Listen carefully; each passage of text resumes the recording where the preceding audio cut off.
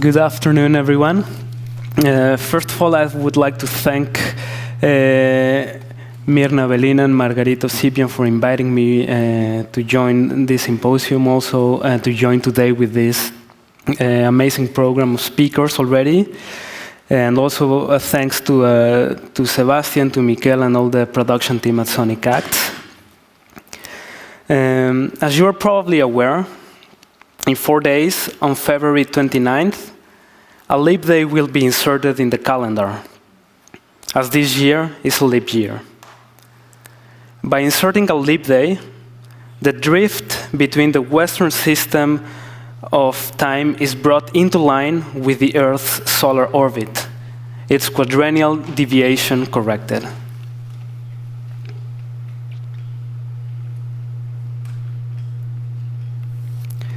Eight years ago, on the other hand, the last leap second was inserted.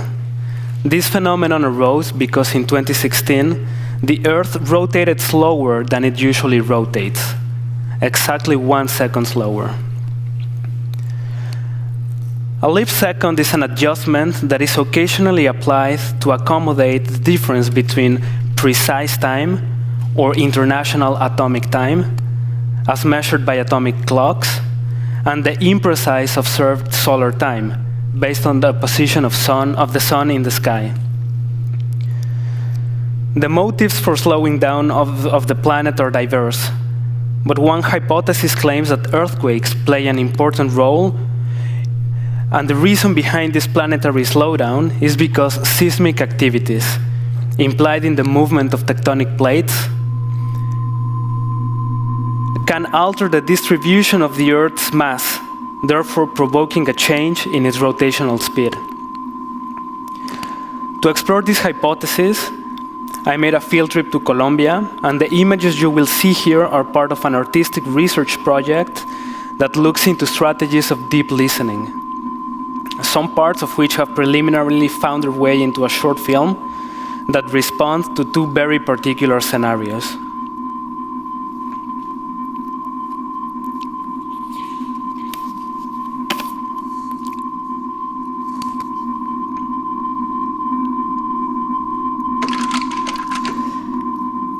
The Andes mountain range crawls into Colombia as a giant arm that extends across all South America and spreads into 3 fingers in a dramatic blow that swiftly fades into the seas. The mountain we see here is located in the Santander region, in the eastern finger of the mountain range.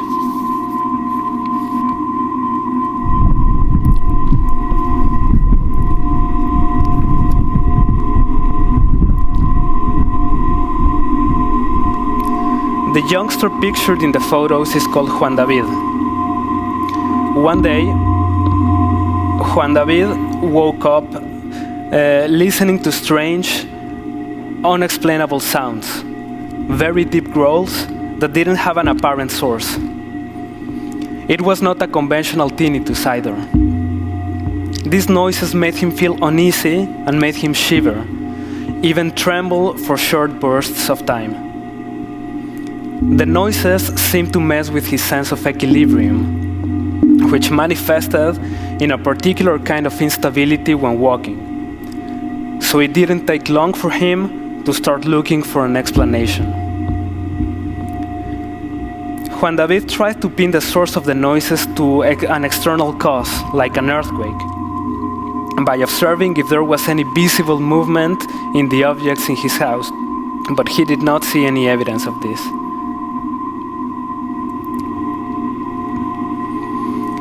The sensation soon became deafening, and since no one around him seemed to be experiencing the same, he was left out of fast, easy answers.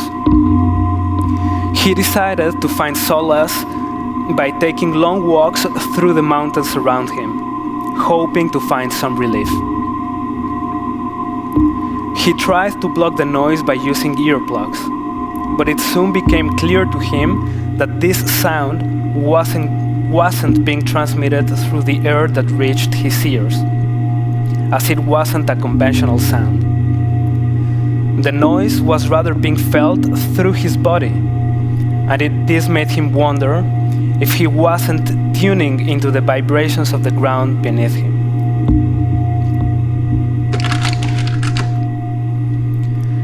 A few hundred kilometers away, but on the same mountain range, you will find Bogota, the capital city of Colombia. It has a population of 9 million. In the geographical center of the map, sandwiched between two middle-class, densely residential neighborhoods, there is a chapel-like building that houses a nuclear reactor, hidden in plain sight, a neighbor to those 9 million inhabitants who are mostly unaware of its existence.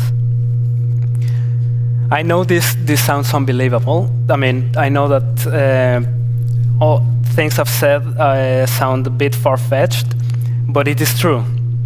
You can fact-check it. There is a nuclear reactor in the middle of Bogota. It was gifted to Colombia by the United States in the 60s. This souvenir was really a coercive treat, part of the Atoms for Peace program, to make sure that the country wouldn't go communist.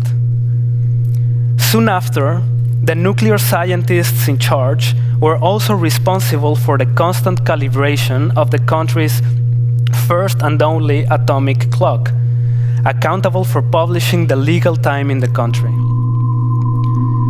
With the sudden appearance of this technology, two timelines became coexistent. The first timeline, the original timeline, is circular in nature. It is made of loops, of cycles, of things that repeat themselves. A familiarity that codes things with identity. For example, our timekeeping convention is based on the repetition of two cycles. The Earth rotating around the Sun, one cycle of this equals 1 year, and the rotation of the Earth on its own axis. One full rotation equals 1 full day. Events that repeat themselves. The second timeline, made possible by nuclear technology, is linear. With the arrival of the atomic clock, time ceased to be cyclical. Now it became, in the most literal sense of the term, just a forward-facing arrow. With an atomic clock, we don't need to look at the sun anymore, or at anything else for that matter, because the ticking of the clock is given by the vibration of an atom. The frequency of its vibrations is immutable. It's so stable that there is no need to look at the world anymore to track the passage of time. The nuclear reactor was intended to push the region straight into the future. Just like any new technology, it promised a shortcut to the front of the line, to defy historical logic and jump from underdevelopment to first world in just a few years. The plan to pull this off consisted of a two-step operation. First, give Latin American countries a petit nuclear reactor, then teach them how to use it. In the technical parlance of underdevelopment theory, this process is called a technology transference. But as history tends to repeat itself, such a transfer wasn't really as executed as it should have. Breaking out of a cyclical process, though, of piercing through one, is never as straightforward as they tell you. The reactor was supposed to be a gateway into the future. It turned out to be a time capsule.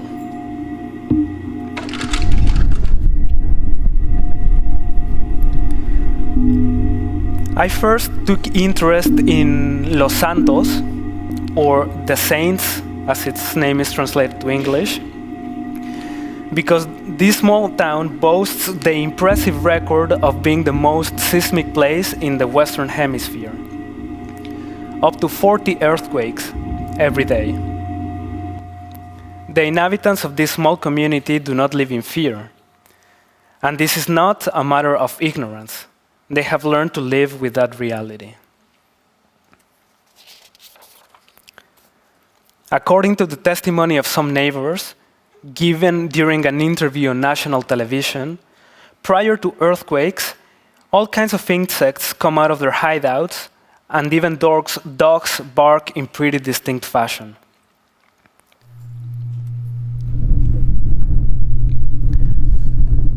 Laura Rueda Serrano, owner of a local shop with walls that show several cracks, said that it sounds like a roar from within the earth. That's because here, the earth is still arranging itself.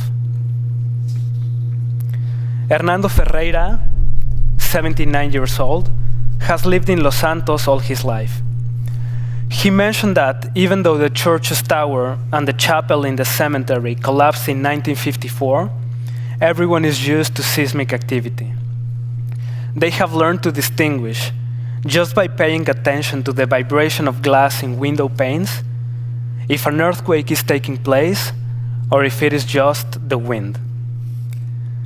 Having watched these interviews, Juan David thought that maybe additional insights to what he had been experiencing could be found there. So he visited the town, and it was during that trip that we met. After speaking with some locals, Juan David learned that, in one way or another, he managed to tune himself in to the vibrations of the earth. He was also told that the higher the altitude, the less intense the sensation would become. He gleaned little concrete information from this possibility. What was the earth trying to say to him anyway? Was it a contemporary growl?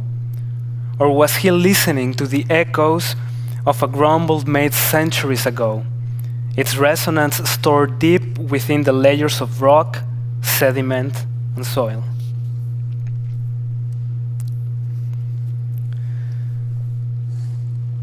It might be important to clarify that the ENR1 nuclear reactor in Bogota does not produce energy. It never has, and it never will.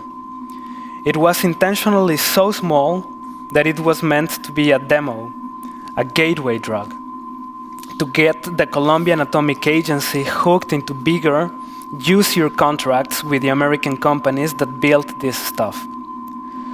But the lack of a clear outlook to its prospects made political interests in the technology eventually fade away.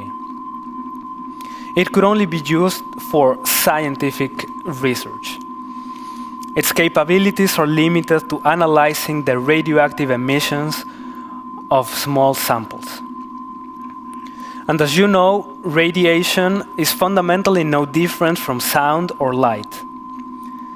It is a vibrating thing, in this case an atom that emits not sound waves nor light, but other types of energy and subatomic particles. For example, you might recall that the MRI machines in hospitals were originally called NMRI, as in nuclear magnetic resonance imaging. The nuclear particle was eventually dropped to avoid any negative associations. Anyway, at the ENR1 nuclear reactor, scientists use it to ask very specific questions to the matrices they irradiate, which happen to be mostly rock, soil, or other environmental samples. For example, they can tell if there are any fossil fuel deposits near to the extraction point of any given sample. They can also learn how fast is a specific mountain growing. Juan David followed on the idea to reach the highest point in the region. A cable car will take him to the higher ground of the Chicamocha Canyon, which is also a very seismic zone. As the altitude changes, you can see different layers of vegetation. At the lowest point, there is a river and an open pit mine.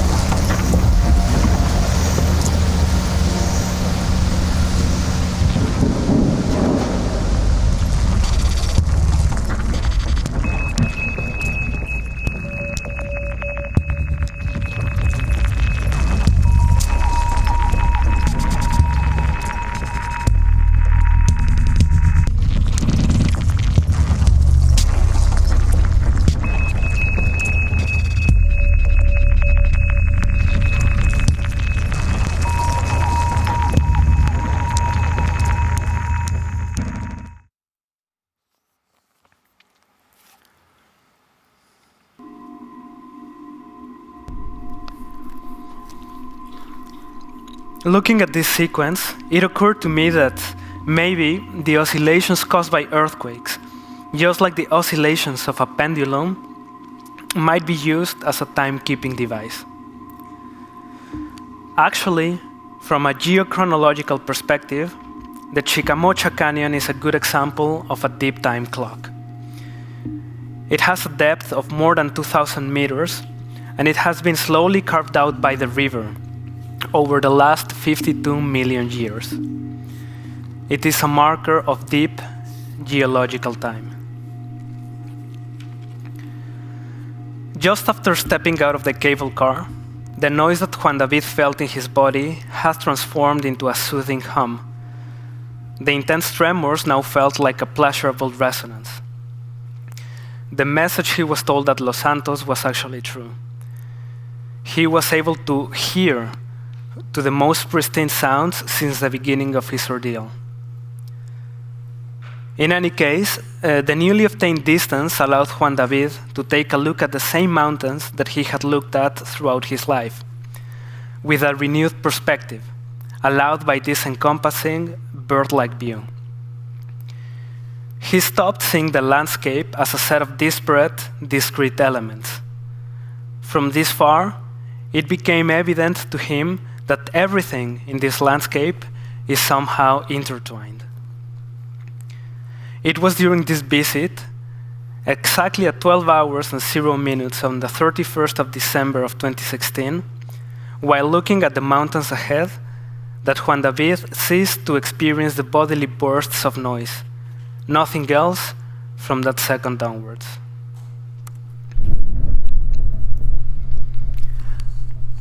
After decades of a slow and restrained operation, in 1998, a presidential decree determined that the country didn't need the reactor anymore, and issued an order to terminate the Atomic Institute in its totality, effective immediately.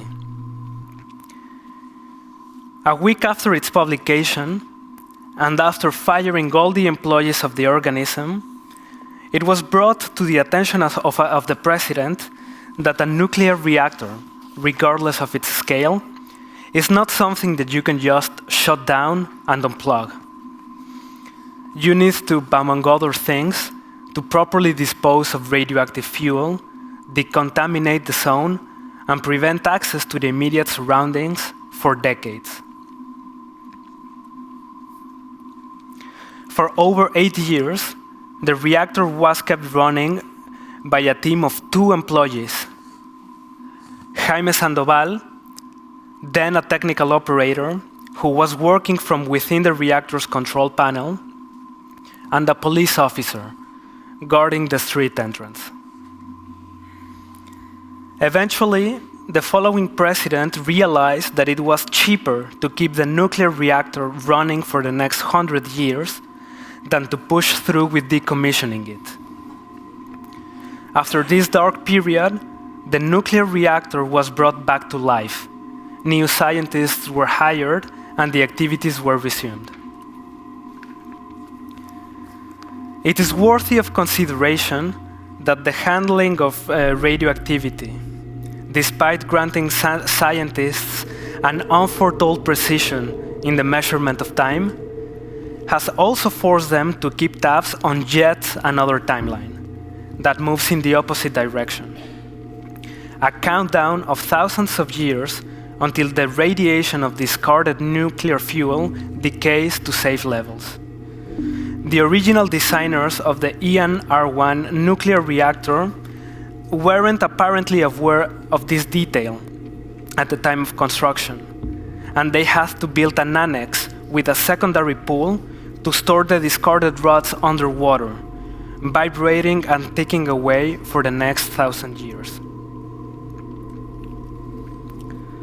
On the 31st of December 2016, scientists at the ENR1 nuclear reactor reported they were undergoing strange sensations.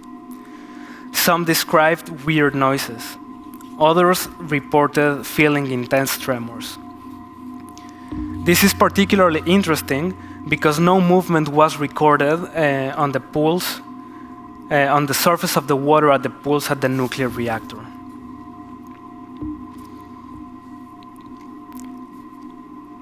The reported cases include those of Ana Milena Velázquez, member of the Neutronic Activation Analysis Lab, who reported recurring dizziness, but nothing on an auditory level.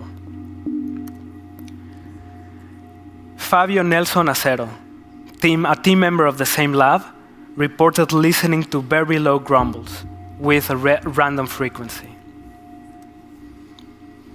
Nicolás Guarín, officer of radiological protection, was responsible for reporting the constant triggering of the reactor's seismograph, a safety measure device that shuts the reactor down in case of an earthquake.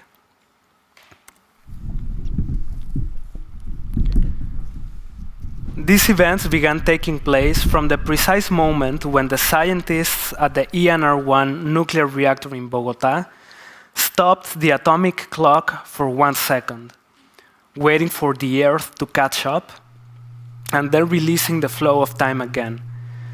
On the 31st of December of the year 2016, at 11 hours, 59 minutes, and 60 seconds. The arrogance of Western modernity just made another cycle around the sun, getting ready to detach itself from the Earth forever. Thank you.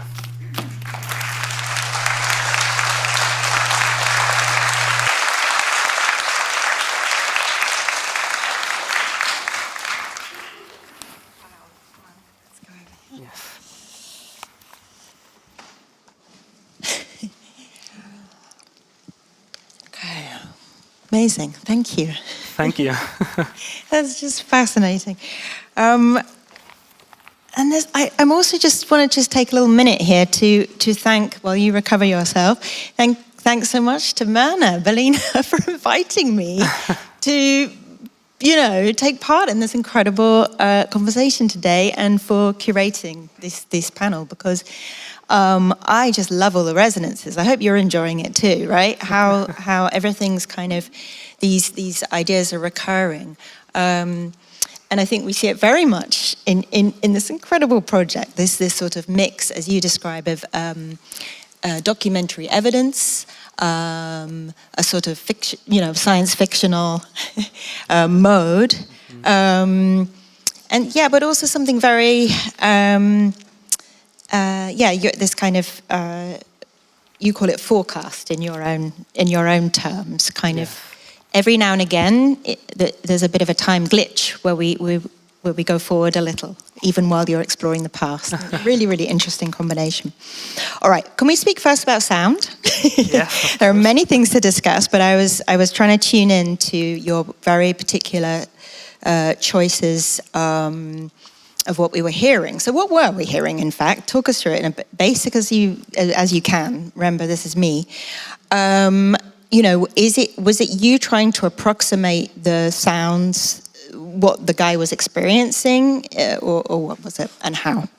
Well, we listened, let's say, to two layers or two tracks. The ongoing layer was like a field recording made inside the nuclear reactor in Bogota.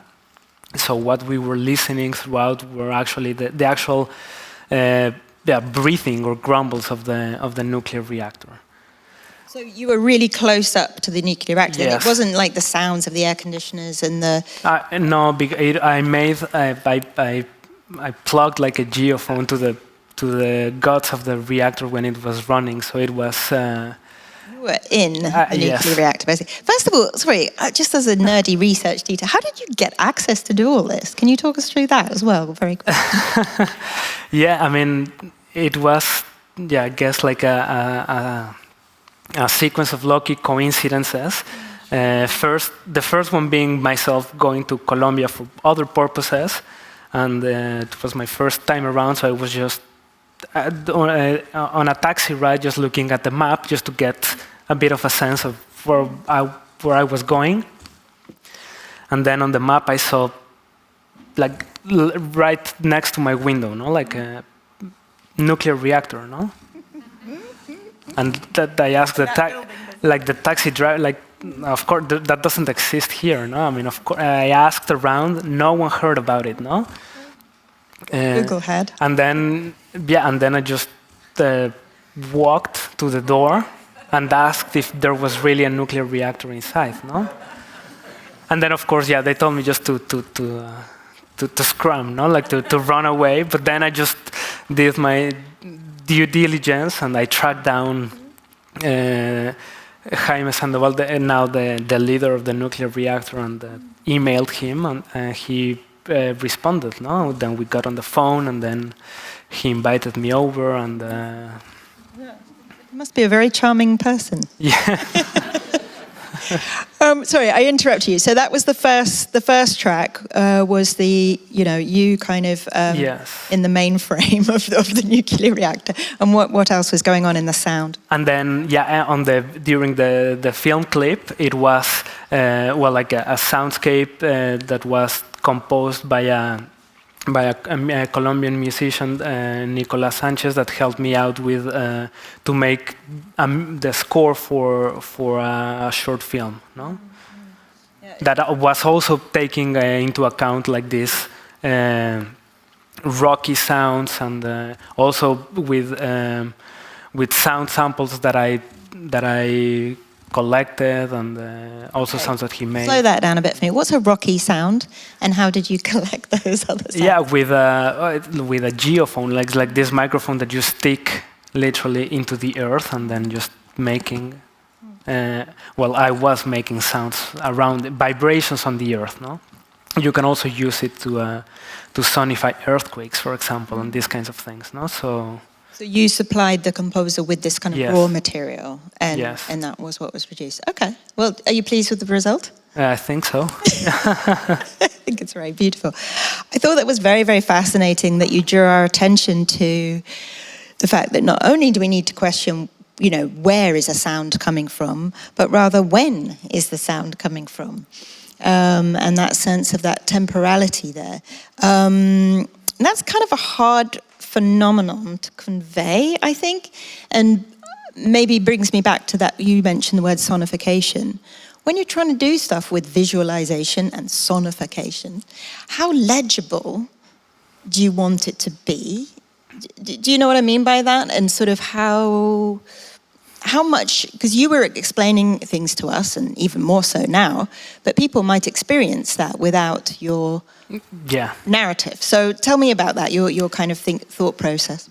Yeah, well, in my opinion, like there are feelings or sensations that are, that you're having, but sometimes it's very difficult to put into words, let alone images. No, but sometimes sound can be a shortcut to communicate or transmit certain sensations without the need of having to explain them, or to have like a predetermined vocabulary beforehand to try and get synchronized with that sensation. So the way I'm approaching sound here is, since I cannot explain like rationally, concretely, succinctly in my own terms, like I'm just trying to put that up front, no? And allow for the sounds to hit your body, and then your body to interpret them as it pleases. That takes, I imagine, quite a bit of conviction on your part, or a belief, I suppose, in the emotional and sensory intelligence of your. Do you call it audience or? Yes. Yeah. Mm-hmm. Yeah, that's a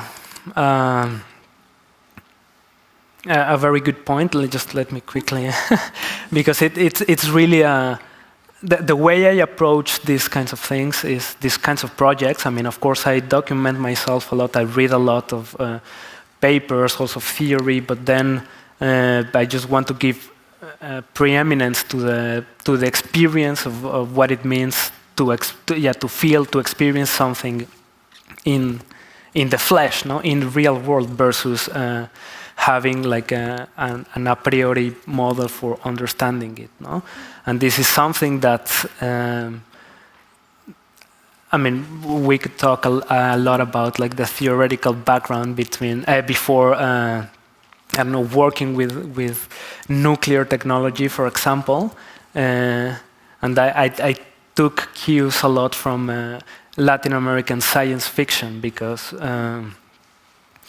let's say in a mainstream understanding of nuclear technology, it is always a question of the good versus the bad, or like the promise of technology and the dystopia of nuclear accidents.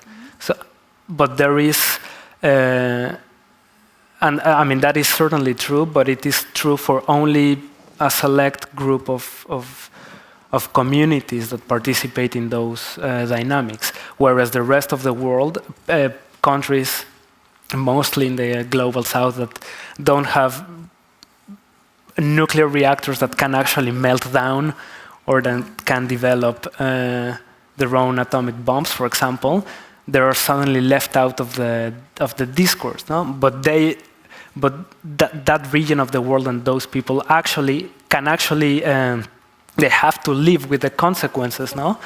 But it's a different kind of threat of experience of what does it mean to live near a nuclear reactor, for example, no? That won't melt down, that won't be a target for any military operations, most likely, and yet it is there, no? Right next to you.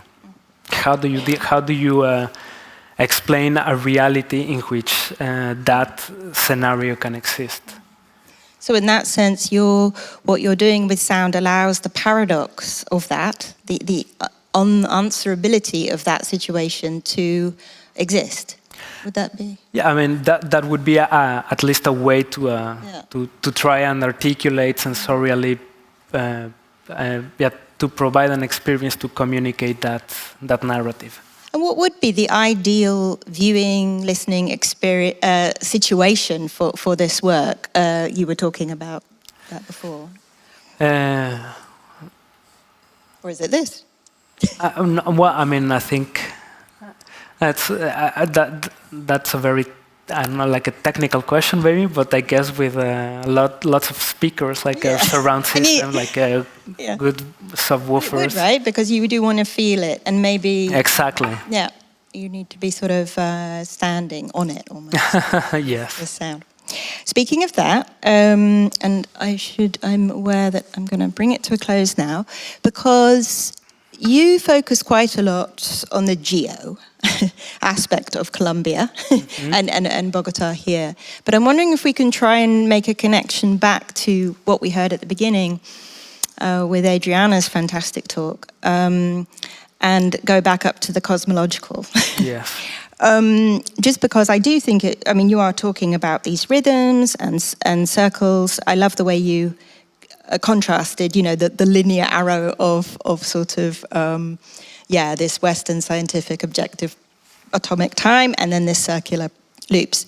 But I'm wondering, did you look into kind of any of the Colombian, local traditions or sort of indigenous knowledge about cosmological time and different conceptions of time? Does that feed into your work? Yeah, I mean, I would just explain or like bring in a concept of temporality and ancestrality, as mentioned by an advisor of mine at the REC, Rolando Vázquez.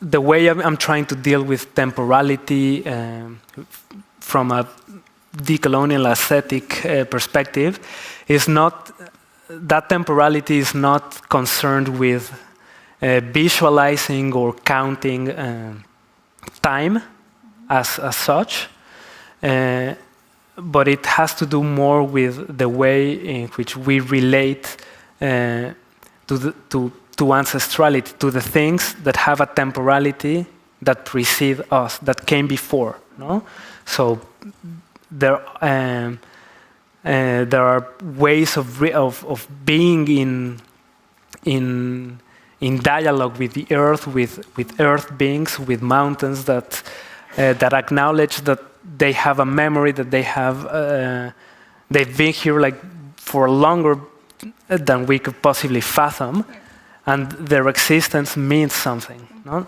Something that maybe we cannot understand or are not ready to or willing to see yet. But at least being able to humble ourselves down a little bit and recognize that ancestrality is something that I'm trying to deal with in terms of temporality, of even astrology, in that sense. Well, yeah, sorry, I kind of went off on the thing, but to come back to the astronomical and astrological, yeah, I mean, I just think the way you described that these sounds can stay within the Earth for a very long time. Of course, they can also stay within the cosmos for a very long time. And so is that wasn't so much part of this project, but it sounds like it's something you're very interested in. Yes.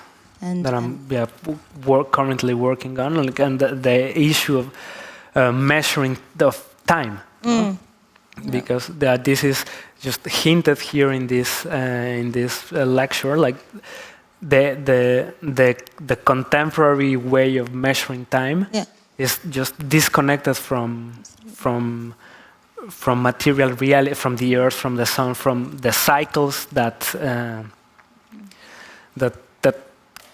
keep us alive, no? And it's now like an abstract, immutable, unconnected stream of numbers that just keep going, no? And I think you're reminding us very, very beautifully of that, to tap back into those kind of rotations. But I think other people will be aware that it's a very linear conception of time, I know, but it's lunchtime. And, well, I guess it's a bodily experience. The cycle that we shall not the break. way we know this, but I very careful not to overstep by even a missed minute. Or, yeah, if it was leap year, of course, we would have more. But, but I just want to thank you so much. It's a really beautiful way you've really, elucidated more of the points of your talk. So thank you very much, Juan. Thank you.